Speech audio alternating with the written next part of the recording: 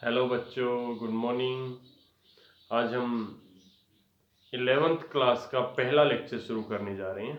ठीक है, तो 11th क्लास में हमने आज तक 10th तक जो पढ़ा है उससे हम शुरू करेंगे। बिल्कुल बेसिकली बच्चों, आप एक नई जर्नी शुरू करने जा रहे हैं। नई जर्नी मीन्स कि आप साइंस की स्ट्रीम में 11th 12th पढ़ेंगे। उसके बाद आपने मेडिकल फील्ड में जाना है, नॉन मेडिकल में जाना है, IIT जेई के लिए जाना है, नीट के लिए जाना है, वो आपने डिसाइड करना है या फिर किसी दूसरे करियर ऑप्शन को चुनना है। बट सबसे इम्पोर्टेंट यहाँ पे जो है कि आपने एक पहला स्टेप उठा लिया अपनी लाइफ का।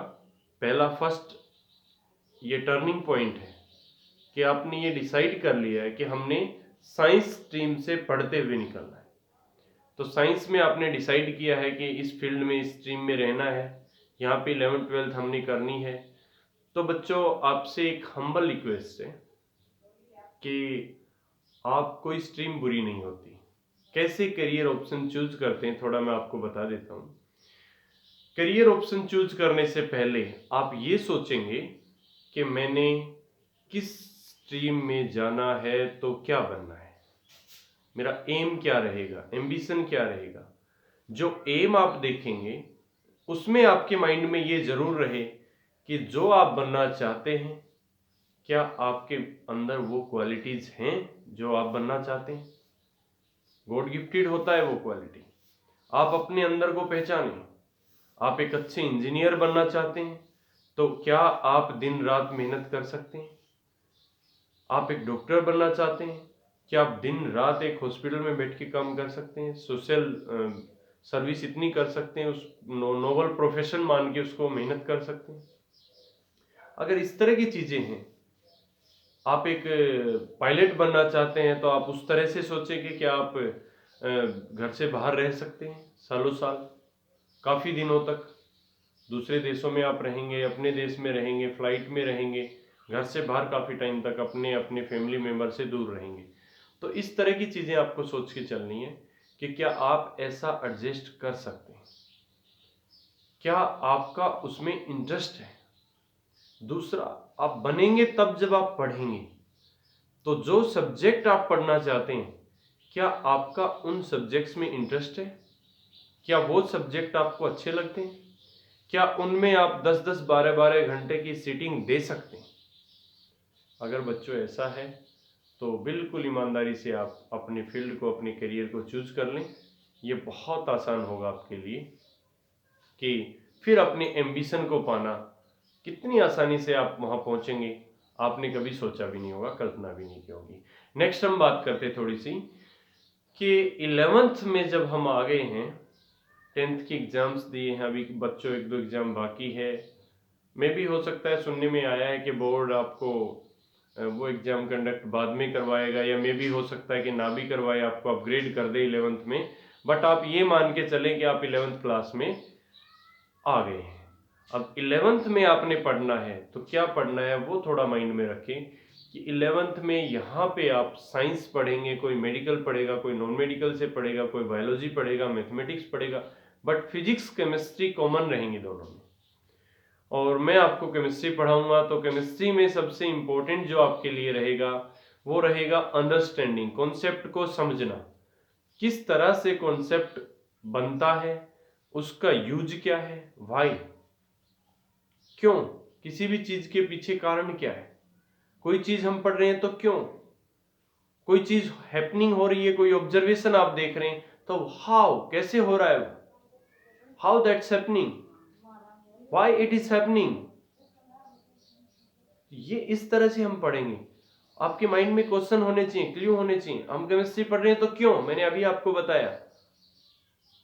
अगर आप फिजिक्स पढ़ रहे हैं तो क्यों, बायोलॉजी पढ़ रहे हैं या मैथमेटिक्स पढ़ रहे हैं तो क्यों, आपने इंजीनियर बनना है, डॉक्टर बनना है, डॉक्टर बनना है तो क्यों। समझ पा रहे हैं, वही फील्ड क्यों। आप एडवोकेट बन सकते हैं, आप एनडीए के थ्रू अपनी डिफेंस सर्विसेज में जाके सर्व कर सकते हैं नेशन को। आप बहुत सारे सेक्टर हैं, उसमें जाके सर्व कर सकते हैं। बैंकिंग में जा सकते हैं आप, और सिविल सर्विसेज में जा सकते हैं। तो फिर डॉक्टर ही क्यों। जब माइंड में इन क्वेश्चंस के जवाब हो, ये क्लियर हो माइंड में, तो फिर बच्चों इधर आना। दूसरा, ये सोच के कभी करियर चूज मत करना कि इसमें करियर स्कोप अच्छा है, मैं आसानी से अपनी लाइफ को सेट कर लूंगा। No, never. कोई भी करियर चूज करें उसमें स्ट्रगल मान के चलें कि हम स्ट्रगल करेंगे, सबसे टॉप मोस्ट मेहनत करेंगे, बहुत आगे जाएंगे, उस फील्ड को हमने कुछ देना। ये नहीं सोचना कभी भी कि हमने उस फील्ड से कुछ लेना है, फील्ड को कुछ देना है। ये सोच के अगर आप चले तो ऑब्वियस सी बात है कि आप उसमें बहुत आगे निकल जाएंगे, बहुत मेहनत करेंगे, and ultimately you will find कि आप टॉप पे होंगे, उस फील्ड के सिरमौर होंगे। तो हम केमिस्ट्री की शुरुआत करते हैं बच्चों। केमिस्ट्री क्या है? What is chemistry?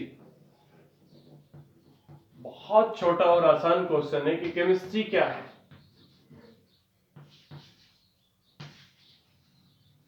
Tenth class में, 11th क्लास में आपने पढ़ा है कि केमिस्ट्री क्या है। केमिस्ट्री एक वो स्टडी है, वो साइंस का पार्ट है जिसमें हम केमिकल कंपोजिशन की स्टडी करते हैं।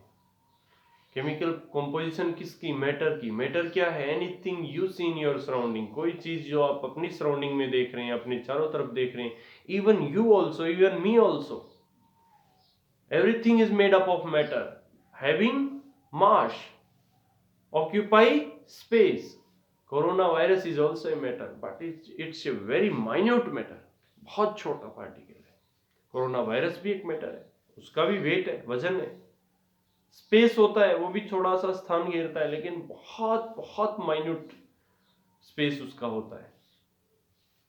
तो बच्चों, मैटर, मैटर की कंपोजिशन, और फिर मैटर के आपस में reaction, one matter react with the another matter. अब उस मैटर को हम केमिकल बोलते हैं केमिस्ट्री की लैंग्वेज में। One chemical react with another chemical will form A third chemical. दो सब्सटेंस आपस में रिएक्ट करेंगे, तीसरा बनाएंगे। वो क्या है? Chemical reactions. तो केमिस्ट्री क्या है? Study of chemical composition, chemical composition and chemical reactions of matter और एनी सब्सटेंस। किसी भी मैटर की, किसी सब्सटेंस की केमिकल कंपोजिशन की स्टडी, केमिकल रिएक्शंस की, आपस में कैसे, how they react, why does they react, कैसे वो रिएक्ट करते हैं, क्यों रिएक्ट करते हैं, क्या बनाते हैं, what they produce after reaction, what's there end product. ये क्या है? ये है केमिस्ट्री। ठीक है, तो हम केमिस्ट्री की कुछ ब्रांचेस की बात कर लेते हैं। बिल्कुल बेसिक से शुरू करेंगे। केमिस्ट्री की ब्रांचेस में बच्चों बात आती है physical chemistry, inorganic chemistry and organic chemistry. Physical chemistry में देखो, मैं थोड़ा थोड़ा लिखता चलूंगा, आप समझते चलेंगे। फिजिकल में, inorganic and organic.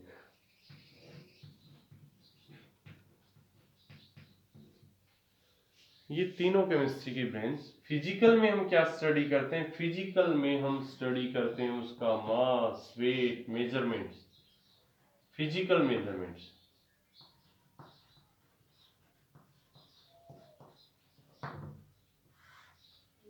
Physical measurements की स्टडी करते हैं। जैसे आप पढ़ेंगे फिजिकल केमिस्ट्री में कि जी कितना, कोई सब्सटेंस का अमाउंट कितना है, कितने मोल है, कितने मोल है, आपने पढ़ा होगा। कितना वेट बाई वॉल्यूम परसेंट है, कितना वॉल्यूम बाई वॉल्यूम परसेंट है, कितना मास है, कितनी डेंसिटी है, कितना रिफ्रैक्टिव इंडेक्स है। ये सब जो चीज़ें आप पढ़ेंगे केमिकल फिजिकल केमिस्ट्री में। सेकेंड हम बात करते हैं इनऑर्गेनिक केमिस्ट्री की। इनऑर्गेनिक केमिस्ट्री में हम एलिमेंट्स के बारे में पढ़ेंगे। किसके बारे में? एलिमेंट्स की study, study of elements and their properties, their properties. दुनिया में 118 एलिमेंट्स अभी तक डिस्कवर हुए हैं। 118 एलिमेंट्स की स्टडी, उनकी प्रॉपर्टीज दोनों ही टाइप की, केमिकल एंड फिजिकल, कि फिजिकली कलर कैसा है, उनका उनका टेस्ट कैसा है, उनका ऑर्डर कैसा है, स्मेल कैसी है, और किस में डालेंगे तो किस तरह का कलर देते हैं, यानी फिजिकली जो हम देख रहे हैं। बट केमिकल प्रॉपर्टी, अच्छा डेंसिटी आती है इसमें, रिफ्रैक्टिव इंडेक्स आता है, सभी फिजिकल प्रॉपर्टी है उनकी। ठीक है, फिर हम बात करते हैं, अभी अभी आप ये ना सोचना कि डेंसिटी और रिफ्रैक्टिव इंडेक्स की यहाँ सर ने बात की। रिफ्रैक्टिव इंडेक्स डेंसिटी की स्टडी जो हम करते हैं वो यहाँ करते हैं, और रिफ्रैक्टिव इंडेक्स डेंसिटी को मेजर जो करते हैं वो यहाँ करते हैं। समझ में आई दोनों को? यहाँ तो कंपेयर करना है कि जी ग्रेफाइट की डेंसिटी कम है, ठीक है, बकमिंस्टर फुलरिन की और कम है, अपना डायमंड है उसकी ज़्यादा है, डायमंड का रिफ्रैक्टिव इंडेक्स हाई है, उसका कम है, उसका और भी कम है, वो ओपेक है, वो कलर्ड है। ये आपस में फिजिकल प्रॉपर्टी हम कंपेयर कर रहे हैं, तो वो इनऑर्गेनिक केमिस्ट्री में करते हैं। केमिकल भी क्या, कि वाटर से रिएक्शन करके ये बनाएगा, ऑक्सीजन से रिएक्शन करके ये बनाएगा, हाइड्रोजन से रिएक्शन करके ये बनाएगा, हाइड्रोक्साइड ऐसे होंगे, ऑक्साइड्स ऐसे होंगे, ये सारी प्रॉपर्टीज यहाँ स्टडी करते हैं इनऑर्गेनिक केमिस्ट्री में। एसिड कब बनाएगा, बेस कब बनाएगा, एसिडिक स्ट्रेंथ क्या होगी, बेसिक स्ट्रेंथ क्या होगी, all these properties are studied under inorganic chemistry. Now हम बात करते हैं ऑर्गेनिक केमिस्ट्री की। ऑर्गेनिक केमिस्ट्री में क्या होता है, ऑर्गेनिक मैटर की स्टडी। क्या, ऑर्गेनिक सब्सटेंस। ऑर्गेनिक सब्सटेंस कौन से होते हैं, कार्बन कंटेनिंग वो सब्सटेंस जिनकी बर्निंग से क्या प्रोड्यूस होता है, CO2, वाटर, हाइड्रोजन, ये सब गैस निकलती है, यानी ऑर्गेनिक मैटर होता है वो। ठीक है, ऑर्गेनिक कंपाउंड होते हैं वो। पहले पहले क्या माना जाता था ऑर्गेनिक केमिस्ट्री में, कि ऑर्गेनिक कंपाउंड वो होते हैं जिनमें कार्बन होता है सिर्फ। बाद में पता चला कार्बोनेट्स में भी कार्बन होता है, पता तो था बट स्टडी आई उसी से रिलेटेड, फिर कार्बन डाइऑक्साइड में भी कार्बन होता है, but they are inorganic substance, वो इनऑर्गेनिक सब्सटेंस है। ऑर्गेनिक सब्सटेंस में फिर किसी ने कहा कि जी जो लिविंग ऑर्गेनिज्म से मिलते हैं वो ऑर्गेनिक होते हैं। सच है, लिविंग ऑर्गेनिज्म में ऑर्गेनिक सब्सटेंस होते हैं, बट अब इंटरेस्टिंग स्टडी आई कि कितने सारे इनऑर्गेनिक सब्सटेंस से भी ऑर्गेनिक प्रोड्यूस करवा लिए। यूरिया बनाया था, फर्स्ट केमिकल जो सिंथेसाइज किया था, वो तो नेचुरल सोर्स से नहीं मिला था ना, तो उसकी थोड़ी सी ऑर्गेनिक केमिस्ट्री की डेफिनेशन तब बदली जब यूरिया की स्टडी हुई, यूरिया की फॉर्मेशन हुई, यूरिया प्रोड्यूस किया, इन्वेंशन किया। ठीक है, फिर इस तरह से ही बहुत सारे सिंथेटिक ऑर्गेनिक सब्सटेंस आए जो जिनको इनऑर्गेनिक सब्सटेंस से लैब में सिंथेसाइज किया गया। ठीक है, तो फिर ऑर्गेनिक केमिस्ट्री की डेफिनेशन बदल गई, ऑर्गेनिक केमिस्ट्री का दायरा बदल गया, ऑर्गेनिक केमिस्ट्री की जो हम बोलते हैं कि स्कोप बदल गया। ठीक है, तो अब बात करेंगे हम दोबारा से कि केमिस्ट्री की इंपॉर्टेंस क्या है। देखो हम तीनों केमिस्ट्री पढ़ रहे हैं कि मेजरमेंट भी कर रहे हैं मैटर का, फिर मैटर की आपस में प्रॉपर्टीज भी कंपेयर कर रहे हैं, फिर ऑर्गेनिक सब्सटेंस जो है, ऑर्गेनिक मैटर जो है, उसकी भी हम खूब स्टडी कर रहे हैं मन लगा के, उससे अलग अलग कंपाउंड बना रहे हैं, अलग अलग कंपाउंड की अलग अलग प्रॉपर्टी उसका डेली लाइफ में यूज कर रहे हैं। लेकिन इन सब को पढ़ने की जरूरत क्या है, क्या केमिस्ट्री पढ़ के हम क्या चीज हासिल करना चाहते हैं, what we want to get. तो बच्चों, जो केमिस्ट्री हम पढ़ते हैं, केमिस्ट्री के लिए सबसे जो गजब की बात है, इंपॉर्टेंस केमिस्ट्री की जो है, वो बहुत वाइड स्कोप है उसका, बहुत ज्यादा स्कोप है। कैसे, देखिए, सबसे पहले मैं थोड़ी सी बात कर लूं आपसे कि इंपॉर्टेंस ऑफ केमिस्ट्री में आप सभी बताएंगे कि क्या क्या स्कोप है, कहां कहां केमिस्ट्री की यूज होती है। Use of chemistry, importance of chemistry. तो देखिए, इंपॉर्टेंस ऑफ केमिस्ट्री में मैं लिखता चला जाऊंगा, आप बोलते जाएंगे। केमिस्ट्री,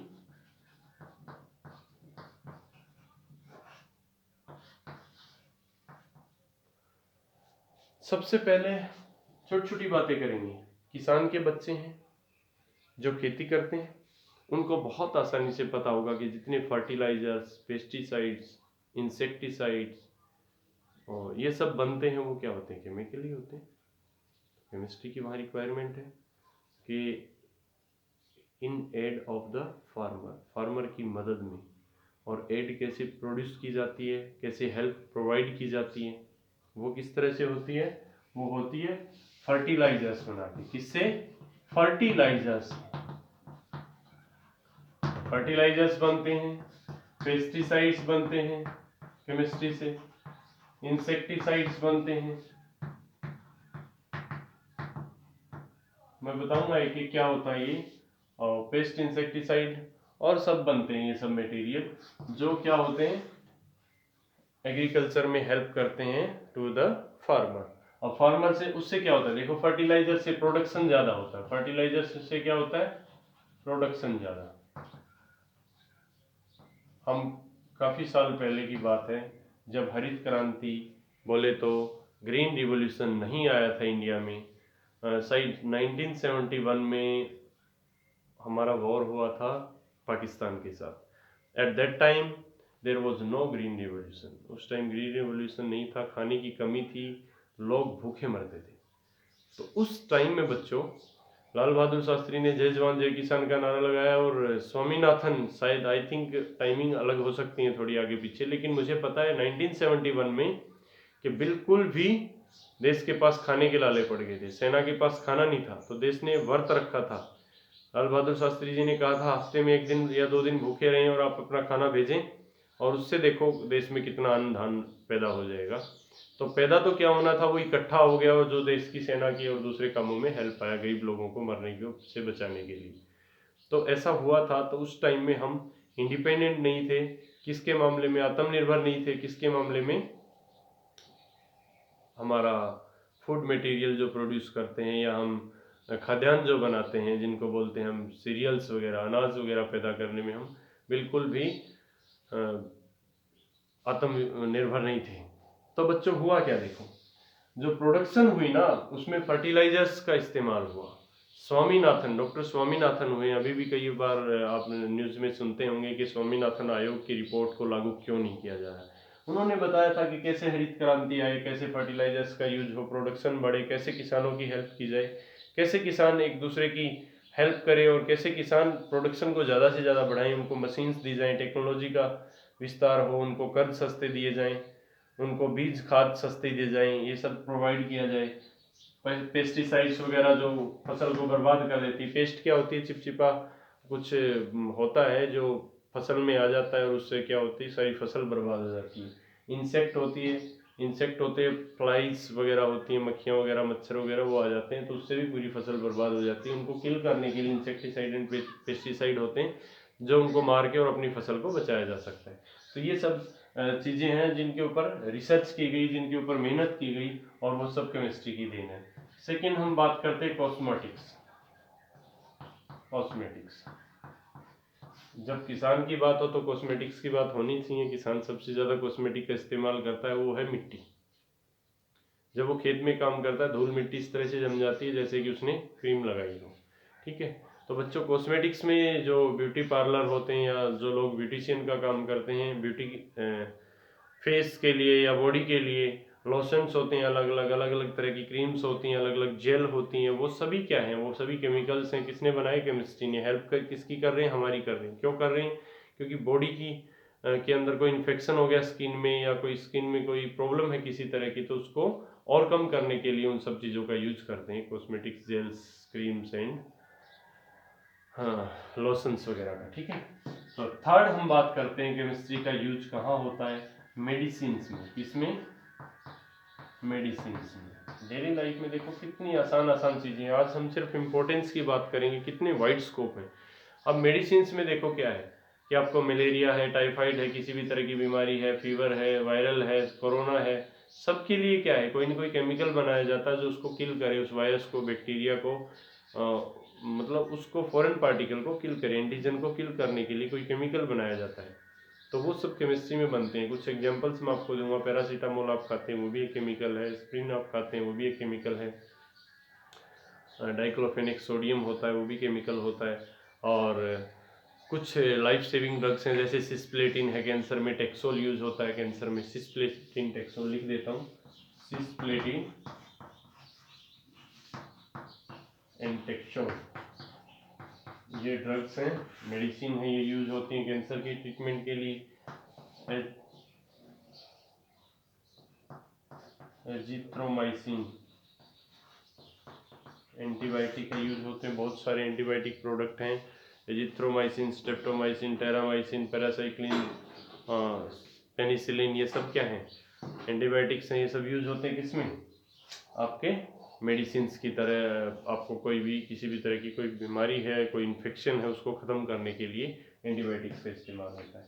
ठीक है, एंटीबायोटिक्स होते क्या है, व्हाट आर एंटीबायोटिक्स। एंटीबायोटिक क्या होते हैं बच्चों, जो एंटी मीन्स खिलाफ, एंटी है किसके, बायोटिक्स लिविंग ऑर्गेनिज्म की, which are produced from the living organism or living source and also attack on living organism। जैसे पेनिसिलिन है, पेनिसिलिन किससे, पेनिसिलियम नोटेटम से बनाया गया है, पेनिसिलिन नोटेटम एक क्या है, फंगस है, फंगस से बनाया है उसको, तो लिविंग ऑर्गेनिज्म से प्रोड्यूस हुआ है, और उसी का यूज होता है किसको मारने के लिए, बैक्टीरिया को किल करने के लिए। तो वो क्या है, एंटीबायोटिक है, एंटीबायोटिक है बायोटिक को एंटी मारने के लिए, but produce from the living organism, that is called antibiotic. ठीक है, तो बहुत सारी एंटीबायोटिक यूज होती हैं। फिर कुछ हम बात कर लेते हैं, टीबी के लिए होती हैं कुछ ड्रग्स, आइसोनिडाइड्स, टीबी के लिए आपने पढ़ी होगी आइसोनिडाइड, एक ये केमिकल यूज होता है। एड्स के लिए भी काफ़ी केमिकल्स यूज होते हैं, ड्रग्स यूज होती हैं जो उसको कंट्रोल करती हैं, उसमें इन्फेक्शन को रोकती रही हैं, पर उस वायरस को कभी किल करने के लिए कोई भी कोई भी ड्रग अभी तक नहीं बनी है। HIV के लिए सिर्फ ये होता है कि उसकी इम्यूनिटी को बढ़ा के रखते हैं, और कोई भी फॉरेन पार्टिकल या कुछ भी आता है तो उसके लिए ड्रग्स देते रहते हैं, आइसोनिडाइड्स। और एक है इथम्ब्यूटेल,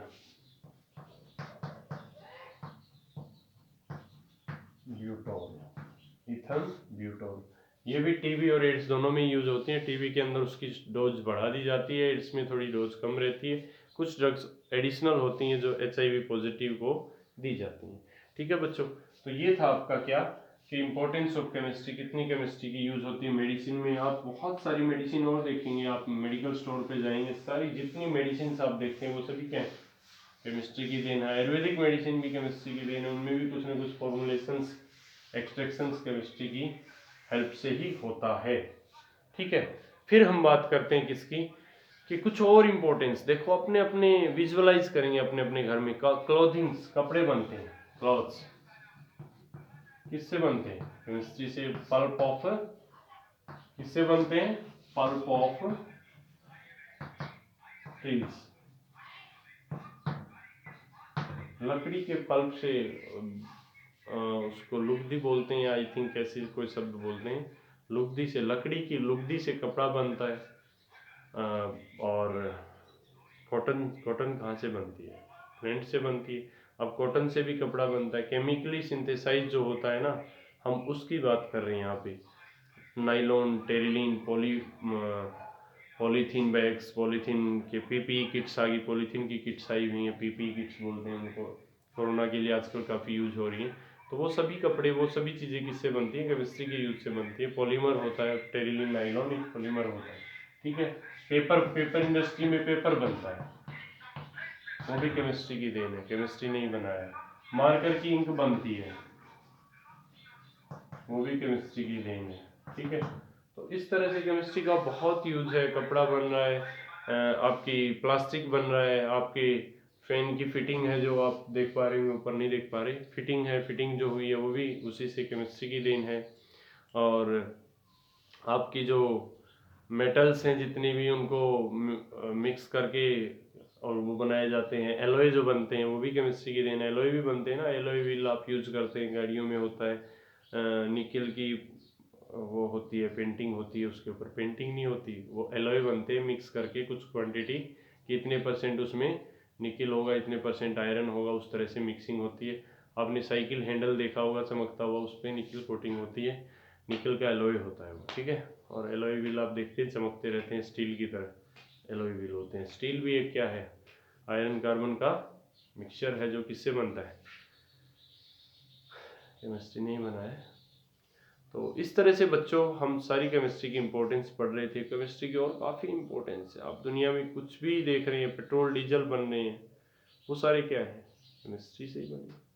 केमिस्ट्री ने बताया कि डिस्टिलेशन करो क्रूड ऑयल का, डिस्टिलेशन करेंगे तो क्या बनेगा, अलग अलग हो जाएगा, पेट्रोल अलग होगा, डीजल अलग होगा, केरोसिन अलग हो जाएगा। तो इस तरह से जो बना है ना, वो क्या है बच्चों, वो केमिस्ट्री की ही देन है। ठीक है।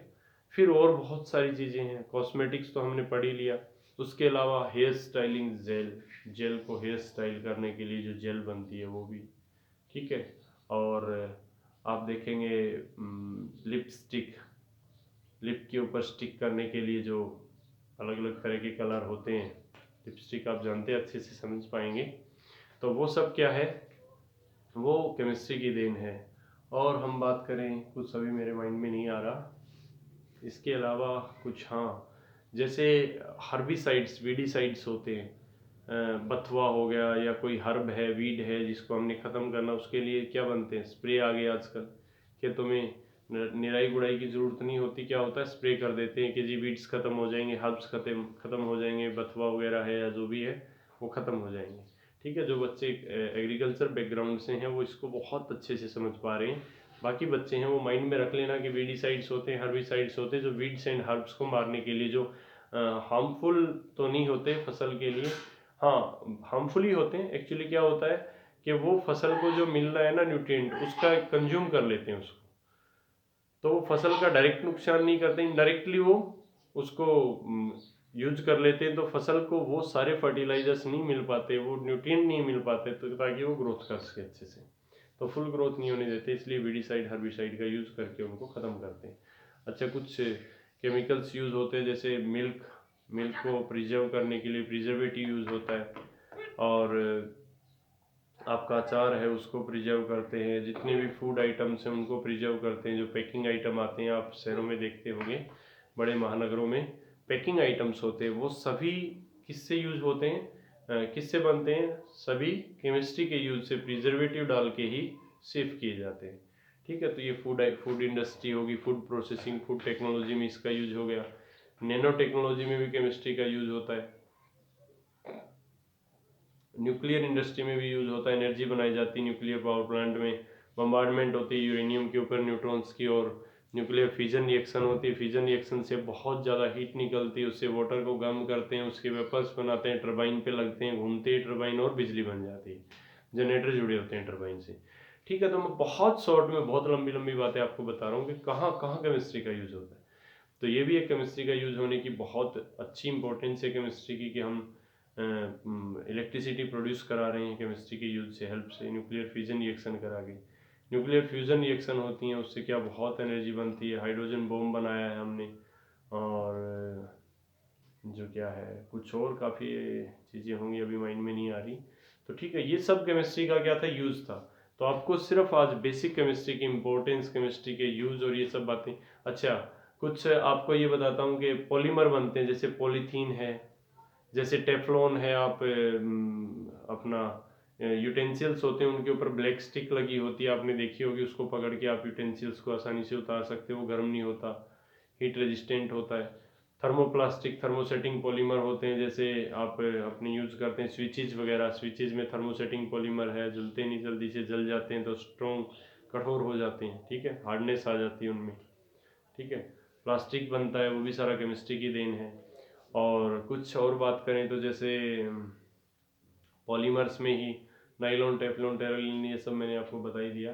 जो कपड़े बनते हैं वो भी केमिस्ट्री की देन है। हाँ, कुछ ऐसी दवाइयाँ बनती हैं जिससे हेयर दोबारा यानी ग्रो करते हैं।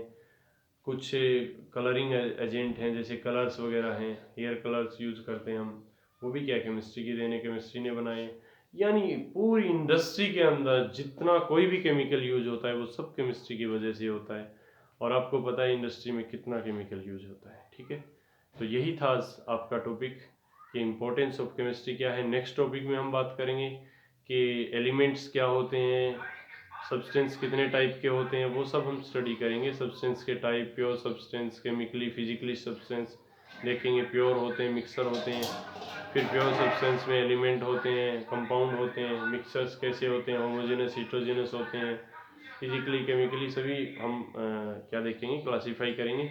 और उसके बाद नेक्स्ट क्लास में हम laws of chemical, law of combination, law of chemical combination की स्टडी करेंगे। थैंक यू बच्चों, बहुत अच्छा आपका इंट्रोडक्टरी सेशन रहा आज के, इसको आप इंट्रोडक्टरी ही माने, बट बहुत सीरियसली इसको समझें, पढ़ें।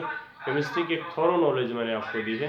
Thank you so much, thank you so much. अच्छा, एक चैनल को सब्सक्राइब, लाइक, शेयर ज़रूर कर दिया करें। आप शेयर करेंगे, लाइक करेंगे, सब्सक्राइब करेंगे, व्यू बढ़ेंगे, तो मुझे थोड़ा सा संतुष्टि होगी कि हाँ, जो मैं पढ़ा रहा हूँ बच्चों को समझ आ रहा है, मेरी मेहनत, मेरी एफर्ट वो कुछ रंग ला रही है, और मुझे उससे कॉन्फिडेंस बढ़ेगा। और आप मेरी ताकत हैं, आप मेरी जान हैं, तो इसलिए प्लीज़ आप ये ज़रूर करें कि लाइक कर दिया करें, शेयर कर दिया करें और सब्सक्राइब कर दें चैनल को, कुछ नहीं होता आपका। ठीक है, थैंक यू।